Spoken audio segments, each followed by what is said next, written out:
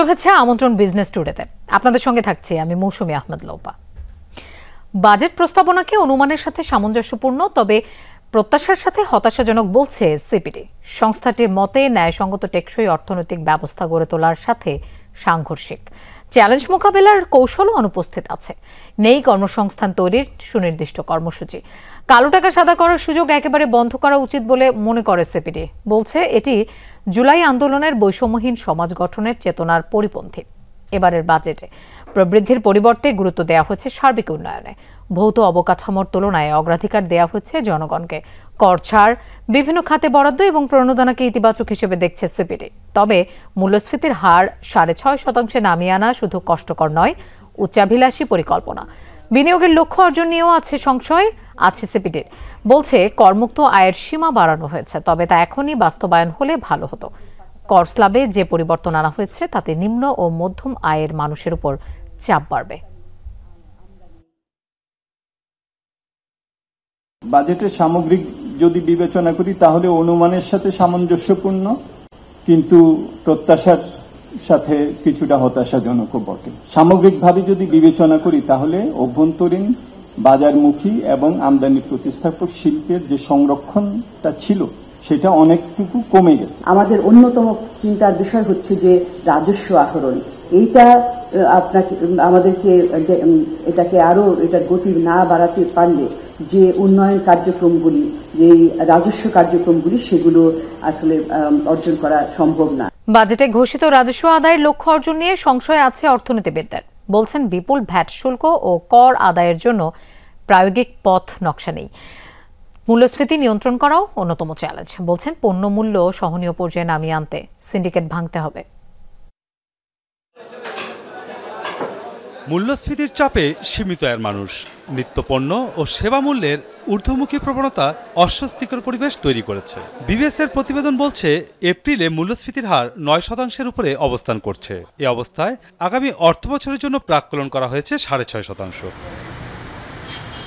অর্থনীতিবিদরা মনে করেন নিত্যপণ্যের দাম সহনীয় পর্যায়ে নামিয়ে আনাই হবে সবচেয়ে বড় চ্যালেঞ্জ। সবসময় যেটা ছিল পরিসংখ্যানের ব্যাপারে আমরা বলি যেটা সঠিক পরিসংখ্যান পাই না আমরা, সেটা একটা বিষয়। আমাদের ডিমান্ড সাপ্লাইয়ের একটা যে গ্যাপটা আছে সেটা আইডেন্টিফাই করা দরকার, আর উৎপাদন বাড়াতে হবে। সেখানে একটা কথা আছে আবার দেখুন, এবার কিন্তু কৃষিতে বরাদ্দ কিন্তু কমানো হয়েছে। তা সেক্ষেত্রে আমরা চাচ্ছি কৃষি, আমাদের তো আসলে খাদ্যপণ্যটার উপরেই সবচেয়ে বেশি নিম্ন শ্রেণীর লোকজনের চাপটা থাকে। সে জায়গায় যদি আমরা এই কৃষি উৎপাদন যদি না বাড়াই তাহলে কিন্তু আমরা আসলেই আমাদের কাঙ্ক্ষিত লক্ষ্যে পৌঁছতে পারবো না। বরাবরের মতো অর্থবছরে রাজস্ব আয়ের লক্ষ্য অর্জন থেকে পিছিয়ে পড়েছে এনবিআর। এ অবস্থায় রাজস্ব আদায়ের আরও বড় প্রাক্কলন করা হয়েছে। প্রস্তাবিত বাজেটে সরকার 5,64,000 কোটি টাকার লক্ষ্য স্থির করেছে। এর মধ্যে এনবিআর আদায় করবে 4,99,000 কোটি টাকা। বিশ্লেষকরা বলছেন আহরণের প্রায়োগিক পথ নকশা নিয়েও সংশয় আছে। তো আমাদের রাজস্ব আহরণ সেটা যতটুকু পরিকল্পনা সেই অনুযায়ী নাও হতে পারে, কম হতে পারে, এবং এর পাশাপাশি যে বিদেশির যে অর্থায়নগুলো আছে তো সেগুলো কম হতে পারে। আইএমএফের সাথে সমস্যা আপাতত মিলে গেছে, কিন্তু তারপরেও অন্যান্য যে সমস্ত উন্নয়ন সহযোগী তারা কিন্তু সেভাবে প্রতিশ্রুতি দিচ্ছেন না। প্রস্তাবিত বাজেটে ঋণের সুদ পরিশোধ বাবদ ব্যয় ধরা হয়েছে 1,22,000 কোটি টাকা। ডলার পাউন্ডের বিনিময় হার বেড়ে গেলে অর্থবছর শেষে সুদ পরিশোধ বাবদ ব্যয় আরও বাড়তে পারে এমন শঙ্কা অর্থনীতিবিদদের। মাসুদুজ্জামান রবিন, যমুনা নিউজ, ঢাকা। স্বাস্থ্য খাতে দক্ষিণ এশিয়ার সবচেয়ে কম বরাদ্দ বাংলাদেশে। তারপরেও প্রতি বছর বাজেটে 30-40% অর্থ খরচ করতে পারে না স্বাস্থ্য বিভাগ। এর বড় কারণ অদক্ষ ব্যবস্থাপনা ও কার্যকরী পরিকল্পনার অভাব। এবারের বাজেটেও স্বাস্থ্য ব্যবস্থায় পরিবর্তন আনার মতো কোনো কিছু দেখছেন না বিশেষজ্ঞরা। 54 বছরেও দেশে টেকসই স্বাস্থ্য ব্যবস্থা গড়ে ওঠেনি। শেষ নেই সংকটের। চিকিৎসা ব্যয়ের 64% যায় ব্যক্তির পকেট থেকে, অথচ দেশে সরকারি হাসপাতাল প্রায় 700। স্বাস্থ্য খাতের উন্নতি না হওয়ার পেছনে অনেকে কম অর্থ বরাদ্দকে দায় দেন, কিন্তু বরাদ্দ যা দেয়া হয় তা কি পুরোটা কাজে লাগাতে পারে স্বাস্থ্য বিভাগ? 2022 সালে স্বাস্থ্য খাতে বরাদ্দ ছিল 36,000 কোটি টাকা, খরচ করা গেছে মাত্র 22,000 কোটি। 2021 সালে 7,000 কোটি এবং 2020 সালে ফেরত গেছে 10,000 কোটি টাকার বেশি। দূরদর্শী নেতৃত্ব, দীর্ঘমেয়াদী পরিকল্পনার অভাবসহ বেশ কিছু কারণে প্রতি বছর বাজেটের একটা বড় অংশ ফেরত যায়, অথচ স্বাস্থ্য খাতে সংকটের শেষ নেই। টাকার অভাবে ব্যাহত অনেক সেবা। এটার জন্য আমাদের সিভিল সার্ভিসের কালচার জড়িত, ব্যুরোক্রেটিক কালচার জড়িত, রাজনৈতিক কালচার জড়িত, আমাদের ডাক্তার, নার্স, আমাদের সবার কালচার জড়িত, স্বভাব জড়িত। যে আমাদের প্রকিউরমেন্ট রুল, প্রকিউরমেন্ট অ্যাক্ট, সেটাও স্বাস্থ্য খাতের জন্য ইউজার ফ্রেন্ডলি না। স্বাস্থ্য খাতের যারা ম্যানেজার, তারা দক্ষ ম্যানেজার করে তাদের গড়ে তোলা হয়নি। কারণ হচ্ছে তারা ডাক্তার থেকে ম্যানেজার হচ্ছে, তাদের কোনো স্পেশাল ট্রেনিং নাই, তাদের ফাউন্ডেশন হয় না, কিছু হয় না। এবারের বাজেটে সার্বজনীন স্বাস্থ্যসেবায় জোর দেওয়া হয়েছে। বিনামূল্যে স্বাস্থ্যসেবা দিতে আলাদা বরাদ্দ রাখা হয়েছে 4,000 কোটি টাকা। কিন্তু স্বাস্থ্য সংস্কার কমিশনের সুপারিশ বাস্তবায়নে তেমন কিছু বলা হয়নি। কোনো প্রতিফলনই এই বাজেটে নেই। স্বাস্থ্য সংস্কার কমিশনের কাজ তো শুরু করেছে তারা বেশ আগে। কিছুটা কিছু প্রতিফলন, নগর স্বাস্থ্যসেবা, তারপরে সার্বজনীন স্বাস্থ্য সুরক্ষা বিস্তৃত করা, তারপরে জনস্বাস্থ্যর নতুন কাঠামো তৈরি করা, এগুলো কিছুই নাই। 2025-26 অর্থ বছরে স্বাস্থ্য খাতে বরাদ্দ 41,908 কোটি টাকা, যা গত বছরের চেয়ে 501 কোটি টাকা বেশি। বাজেট সংশোধনের সময় এই বরাদ্দ যাতে না কমে সেই আহ্বান জানিয়েছেন বিশেষজ্ঞরা। হাসান মিসবাহ, যমুনা নিউজ, ঢাকা। দর্শক, রাজধানীর ওসমানী স্মৃতি মিলনায়তনে চলছে বাজেটোত্তর সংবাদ সম্মেলন। আমরা সরাসরি সেখানে চলে যাচ্ছি। ব্যাংকের অবস্থা, পুঁজিবাজারের অবস্থা এবং অন্যান্য ক্ষেত্রে আইন শৃঙ্খলার অবস্থা ছিল, রাজনীতির ব্যাপারে ছিল, সব করে একটা বিশৃঙ্খলা ছিল। আর সবচেয়ে বড় চ্যালেঞ্জগুলো, প্রতিষ্ঠানগুলো কিন্তু অনেকগুলো নষ্ট হয়ে গেছে বা নষ্ট করে দেওয়া হয়েছে। এর ভেতরেই কিন্তু আমাদেরকে কাজ করতে হয়েছে, সেটা সবচেয়ে বড় চ্যালেঞ্জ। আমাদের মানব সম্পদ আছে, লোকজন আছে, কিন্তু তারাও প্রাতিষ্ঠানিক কাঠামো না থাকলে তো কাজ করতে পারে না। এই রিসোর্স কনস্ট্রেন্টের মধ্যেই আমরা বাজেটটা করেছি। দেশের সম্পদের উপর ভিত্তি করে, কিছু বাইরের থেকে আমরা ধার করব, গ্র্যান্ট পাবো, এটার ভিত্তিতে। বাস্তবতা একটু দেখতে হবে আপনাদেরকে।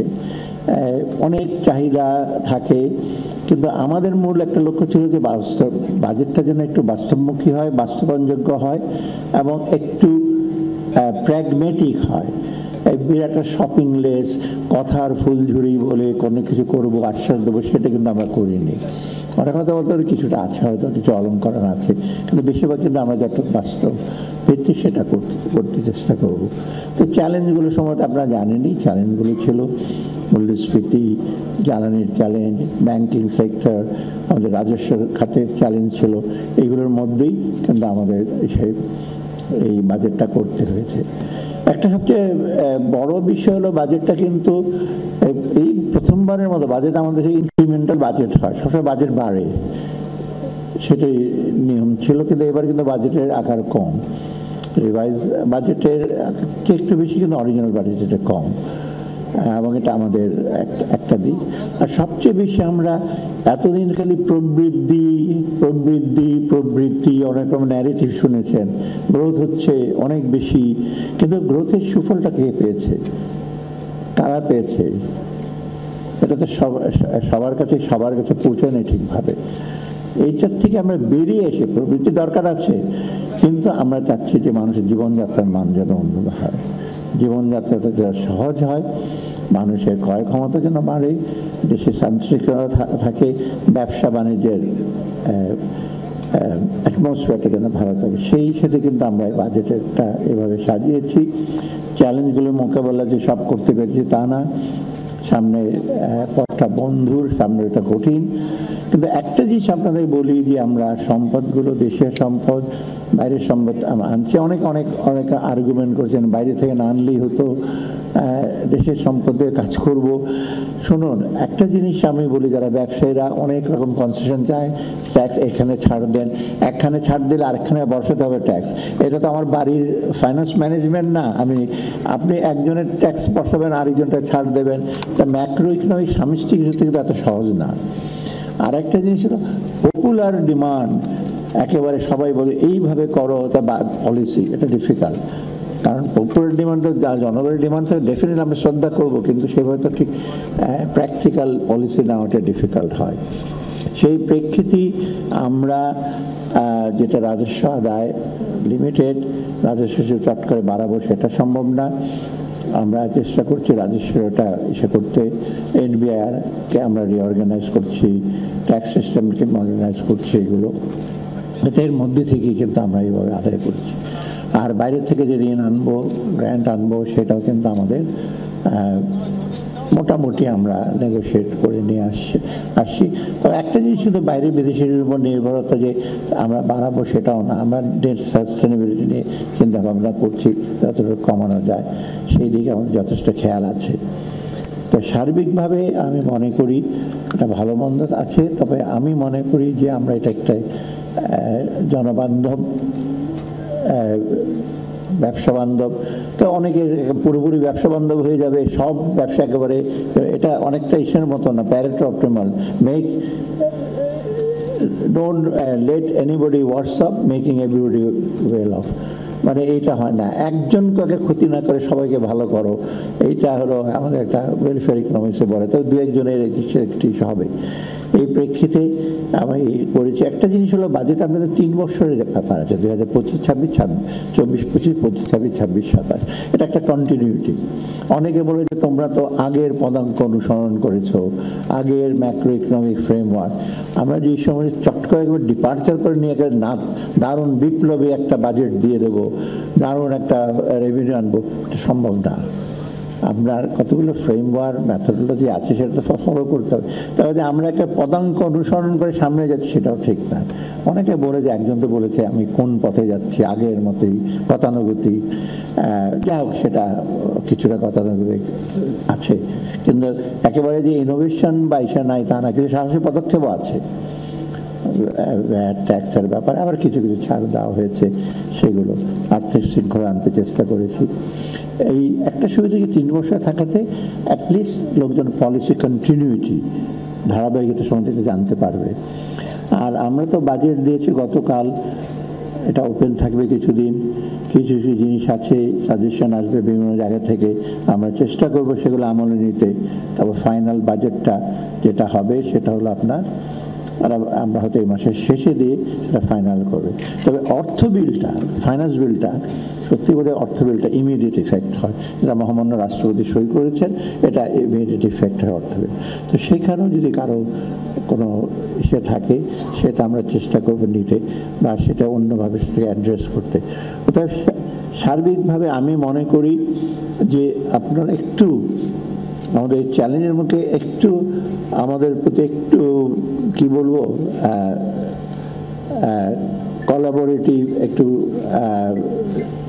সিম্প্যাথেটিক হয়ে কাজ করবেন। একেবারে এক পেশে কিছুই হয়নি আবার এক পাশে সেই গুণগান গাইব, সেটা আমরা চাই না। আমরা চাই আমরা একটা প্র্যাকটিক্যাল সাজেশন নিতে, আমরা সামনের দিকে এগিয়ে যেতে চাই। এবং কালকে আমি শেষ করেছি একটা কথা দিয়ে, যে শত প্রতিকূলতার মধ্যে আপনাদের সবার সহযোগিতা নিয়ে বাংলাদেশের মানুষের জীবনযাত্রার মান উন্নয়ন এবং বাংলাদেশকে সামনে নিয়ে যাওয়ার যে আমরা অগ্রগতি, সেটা যেন বাংলাদেশ বিশ্বের অন্যান্য দেশের কাছে যেন একটা দৃষ্টান্ত হয়ে থাকে, যে প্রতিকূল অবস্থা থেকে আমরা এই দেশটাকে একটু সামনের দিকে নিয়ে যাচ্ছি। আমরা ভালো করেছি হিস্টোরিক্যালি, ঐতিহাসিকভাবে বাংলাদেশের পারফরমেন্স ভালো, কিন্তু মাঝখানে অর্থাৎ আমরা থমকে গেছি, এটাকে সামনের দিকে এগিয়ে নিয়ে যাওয়ার জন্য আমরা চেষ্টা করছি। তো এইটাই হলো আমাদের বাজেটের মূল লক্ষ্য ছিল।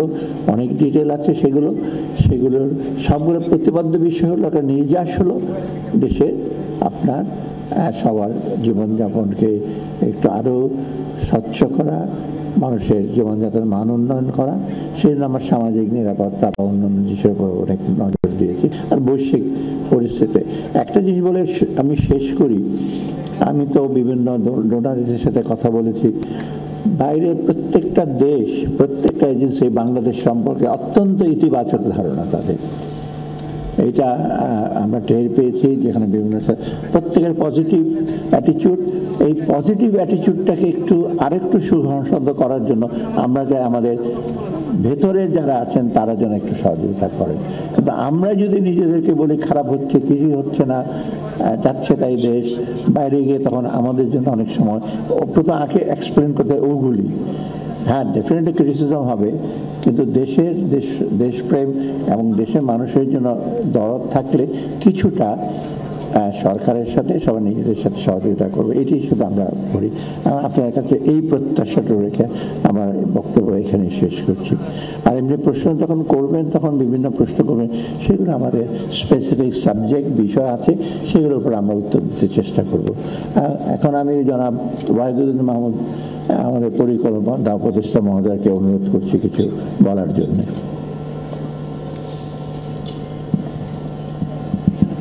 ধন্যবাদ। শুভ অপরাহ্ন। এই বাজেটের আলোচনা তো আর করার জন্য তো জাতীয় সংসদ নাই, কাজেই আগামী 2-3 সপ্তাহ 22 তারিখে অর্থ বিল পাস হবে, 22 তারিখে। তার আগে যেসব এই বাজেট সম্বন্ধে যা বলার, সেটা সুধী সমাজ, অর্থনীতিবিদ, আমাদের সাংবাদিক বন্ধুরা যারা যা আলোচনা করবেন, ব্যবসায়ী যারা যারা সঙ্গে সম্পৃক্ত এবং সব মানুষ, যাতে আমরা এই সংসদের আলোচনার বা যে নাই সেই অনুভব না করি। আপনাদের আলোচনা থেকেই আমরা হয়তো পরে যখন অর্থ বিল পাস হবে তখন কিছুটা সংশোধন করার সুযোগ পাবো আমরা। বাজেটকে যেমনটা অর্থ উপদেষ্টা মহোদয় দেখেছেন, অনেকভাবে অনেক দৃষ্টিভঙ্গি থেকেই দেখা যায়। আমি যদি সরকারে আসছি যখন ইতিবাচক দৃষ্টিভঙ্গি থেকেই যদি দেখি, তাহলে আমি এই বাজেটকে বলবো একটা ভঙ্গুর অর্থনীতিকে, যেখানে আর্থিক প্রতিষ্ঠান এবং অন্যান্য সব রাষ্ট্রীয় প্রতিষ্ঠানগুলোই প্রায় ভেঙে পড়েছিল, সেখানে একটা স্থিতিশীল অবস্থায় নিয়ে আসার লক্ষ্যে একটি বাস্তবমুখী মিতব্যয়িতার বাজেট, এটা আমরা বলতে পারি। একটা লক্ষ্য করবেন যে এই বাজেটটা একটা ধারাবাহিক প্রক্রিয়া। আমরা মাঝখানে হঠাৎ করে 1 বছর 1.5 বছরের জন্য এসেছি। এই ধারাবাহিক প্রক্রিয়ায় লক্ষ্য করবেন যে প্রস্তাবিত বাজেটের সিংহভাগ ব্যয় চলে যাচ্ছে বৈদেশিক ও অভ্যন্তরীণ ঋণের দায় মেটাতে, এবং তার সাথে ভর্তুকি আছে, কৃষি এবং জ্বালানি খাতে ভর্তুকি আছে, সেটা রাখতে হচ্ছে। কারণ মূল্যস্ফীতিকেও আমরা উত্তরাধিকার সূত্রে গত বছর আমাদের দায়িত্ব গ্রহণের আগে থেকেই আমরা পেয়েছি। কিছু কিছু ক্ষেত্রে দেখবেন যে জ্বালানিতে বিদেশিদের পাওনা পুরোটা আমরা পরিশোধ করে দিয়ে এখন অন্তত স্থিতি অবস্থায় এসেছি। জ্বালানি উপদেষ্টা আছেন, তিনি ভালো বলতে পারবেন। আমরা আসলে যেটা চাচ্ছি সেটা হলো এই ঋণ পরিশোধের যেই দুষ্ট চক্র, এটা থেকে বেরিয়ে আসার এক বাজেটে হবে না, অন্তত শুরুটা যেন আমরা করে যেতে পারি। আর অনেকে বলবেন, পত্রপত্রিকায় আমি দেখেছি যে এটাকে বলা চলে যে কী যে বলা চলে সেটা অনেকেই দ্বিধাগ্রস্ত, এই বাজেটকে কীভাবে সংজ্ঞায়িত করবেন। অনেকে বলেছেন গতানুগতিক বাজেট, বড় কোনো চমক নাই, কৌশলগত বা কাঠামোগত তেমন পরিবর্তন তারা দেখতে পাচ্ছেন না, যেটা তারা অন্তর্বর্তী সরকার যেটা বৈষম্যমুক্ত বাংলাদেশের প্রতিশ্রুতি নিয়ে এসেছে সেখান থেকে প্রত্যাশা করা হচ্ছিল। যেমন শিক্ষা, স্বাস্থ্য, সামাজিক সুরক্ষার ব্যয় বরাদ্দ, এগুলোর দিকে তাকানো হয়েছে। বৈষম্য কমানো, এগুলোর জন্য আসলেই কি কিছু করেছি কিনা, এই বাজেটে করার প্রতিফলিত হয়েছে কিনা সংখ্যাগুলোর মধ্যে, এটা বুঝতে হবে যে বাজেটে একটা চলমান প্রক্রিয়া, এটা শূন্য থেকে শুরু হয় না। যেমন যে কর বিন্যাস এখন আছে, অর্থ উপদেষ্টা মহোদয় যেটা বললেন, এই কর ব্যবস্থার মধ্যে তো অনেক অসঙ্গতি আছে, অনেক সামঞ্জস্যহীনতা আছে। একটা অসঙ্গতি কমাতে গেলে আরেকটা অসঙ্গতি দেখা দেয়। এখন একদম শূন্য অবস্থা থেকে শুরু করলে আমি তাত্ত্বিকভাবে একদম সুন্দর একটা কর নীতি করতে পারতাম, কিন্তু এখন তো আমরা একটা জায়গায় আছি, সেখান থেকে এদিক ওদিক করতে হচ্ছে। এটা আরও স্পষ্ট হয় যেটা দুঃখিত যে আমাদের যদি উন্নয়ন বাজেটের দিকে তাকাই, কারণ বলা হচ্ছে যে আমরা নতুন কৌশলগতভাবে কি করলাম। এখন কথা হলো যে এই সমাপ্ত প্রায় অর্থ বছর এবং প্রস্তাবিত আগামী অর্থ বছরের বাজেটে যে উন্নয়ন প্রকল্পগুলো আমাদের বাস্তবায়ন করতে হচ্ছে সেগুলোর প্রায় সবই পূর্ববর্তী সরকারের নেয়া প্রকল্প। আমরা এটা হলো এবং চলমান প্রকল্প এগুলো। এর কারণ হলো যে এগুলোর অধিকাংশই স্বাভাবিকভাবেই রাজনৈতিক বিবেচনায় অত্যধিক সংখ্যায় এইসব প্রকল্প আছে। এত বেশি সংখ্যক প্রকল্পের এমনকি সে সময় অর্থ সংস্থানও বিবেচনা করা হয়নি। এই যে আমরা যে প্রস্তাবিত বাজেট, এখানে ধরুন 1100-র বেশি, 1100 এখানেই লেখা আছে, 1113টা প্রকল্পের মধ্যে মাত্র 20-30টি শুধু নতুন প্রকল্প, বাকিগুলো সবই চলমান, মানে আমাদের প্রকল্প না, আগে থেকে নেওয়া। এবং এই যে 20-30টি নতুন প্রকল্প বললাম, এগুলোও কিন্তু নিয়ম অনুযায়ী গত বছরের প্রস্তাবিত বাজেটের নথিভুক্ত, যেটাকে বলে সবুজ পাতায় অন্তর্ভুক্ত, বরাদ্দহীনভাবে অন্তর্ভুক্ত করা সেই প্রকল্পগুলো, কাজে সেগুলো ঠিক আমাদের প্রকল্প না। কাজেই মোদ্দা কথা হলো দায়িত্ব নেওয়ার পর থেকে এবং আগামী প্রস্তাবিত বাজেটে যেটুকু আমরা বাস্তবায়ন করব, আমরা শুধু পরবর্তী সরকারের নেয়া প্রকল্পগুলোর কাটছাঁট করছি, পুনর্বিন্যাস করছি, অপ্রয়োজনীয় অংশ বাদ দিচ্ছি এবং সম্ভব হলে দ্রুত যে প্রকল্পগুলো আছে সেটা সমাপ্ত করছি। প্রশ্ন হলো যে একটা পুল নির্মাণ হচ্ছে, একটা রাস্তা নির্মাণ হচ্ছে, এর মাঝখানে তো আমরা ওটাকে থামিয়ে দিয়ে আমাদের কৌশলগতভাবে মানব সম্পদ উন্নয়নের নতুন প্রকল্প নিতে পারবো না। আগে তো ওগুলো শেষ না করলে তো এটা অর্থনৈতিকভাবে অনেক ক্ষতি। সেরকম যে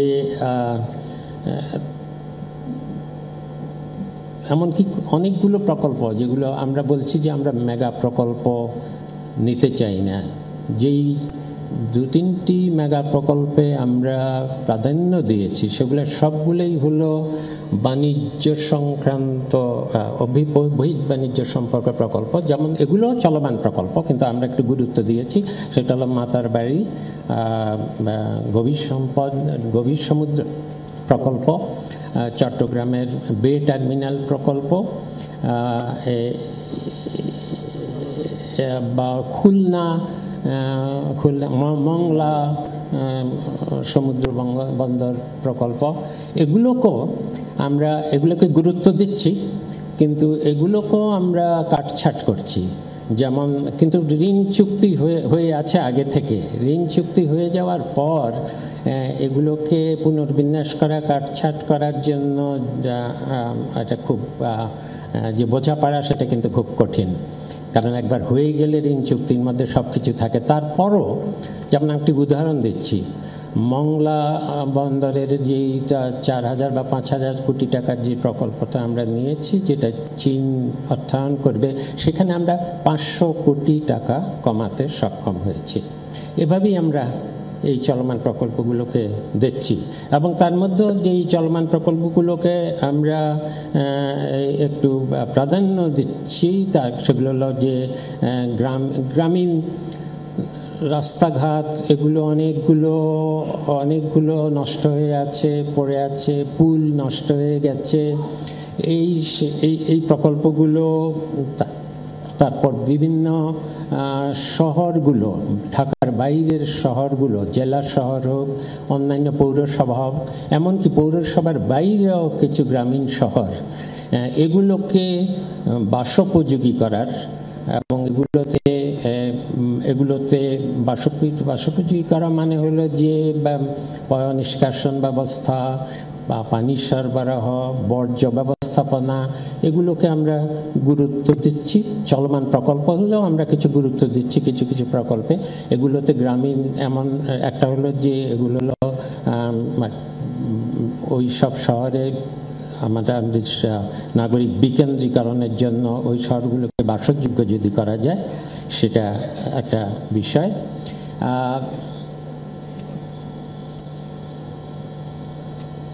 মোট কথা আমরা আমাদের পুরো সময়টা এই যে যত জঞ্জালগুলো হাতে পেয়েছি, এই জঞ্জাল পরিষ্কার করার জন্যই অনেক কষ্ট করতে হচ্ছে। আমরা যে নতুন প্রকল্পগুলো নিচ্ছি সেগুলো আগামী বছরে, এই প্রস্তাবিত বছরের বাস্তবায়ন হবে না। সেগুলো হলো আমরা এখন নথিভুক্ত হচ্ছে। এই যে বার্ষিক উন্নয়ন কর্মসূচি আছে, এখানে সাংবাদিক ভাইয়েরা আছেন, এই বার্ষিক উন্নয়ন কর্মসূচিতে যেই সবুজ পাতার যেই প্রকল্পগুলো, এগুলোই আমরা আমাদের অন্তর্বর্তী সরকার বিভিন্ন মন্ত্রণালয় থেকে এনে এখানে নথিভুক্ত করেছে।